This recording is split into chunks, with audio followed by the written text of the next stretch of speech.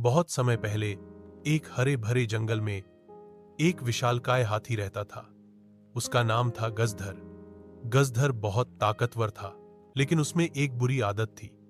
वह अपनी ताकत का घमंड करता था और छोटे छोटे जानवरों को तंग करता था। कभी वह खरगोशों को अपनी सूंड से उछाल देता, कभी बंदरों के पेड़ हिला देता, तो कभी तालाब का सारा पानी पीकर मछलियों को डरा देता। सारे जानवर उससे डरते थे, लेकिन कोई कुछ कह नहीं पाता था। उसी जंगल में एक छोटी सी चींटी भी रहती थी। उसका नाम था चिंकी। वह बहुत मेहनती और समझदार थी। चिंकी और उसकी साथी चींटियां रोज कतार बनाकर दाना ढोती और अपने घर ले जाती। एक दिन गजधर हाथी तालाब के पास आया और पानी पीने के लिए खड़ा हुआ। उसी समय चिंकी और उसकी टोली पानी पीने आई। गजधर ने उन्हें देखकर जोर से हौंसते हुए कहा, अरे नन्ही सी चींटियों, तुम्हें देखकर लगता है जैसे तुम धूल के कण हो।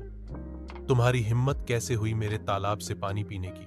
इतना कहकर उसने अपनी सूंड से मिट्टी उठाई और चींटियों पर फेंक दी। सारी चींटियां भाग गईं। चिंकी भी बच गई, लेकिन उसे बहुत दुख हुआ।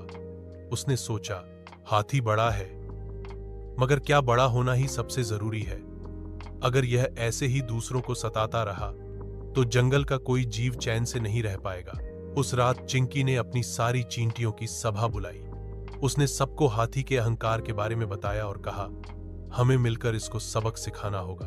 अगले दिन जब हाथी सो रहा था तो चींटियों ने चुपके से उस पर हमला किया। कुछ उसकी सूंड पर चढ़ गईं, कुछ कानों में घुस गईं, कुछ उसकी पीठ पर। गजधर दर्द से तड़प उठा और जोर जोर से चिल्लाने लगा, बचाओ, कोई मुझे बचाओ। वह इधर उधर भागा, कीचड़ में लौटा, पानी में कूदा, लेकिन चींटियां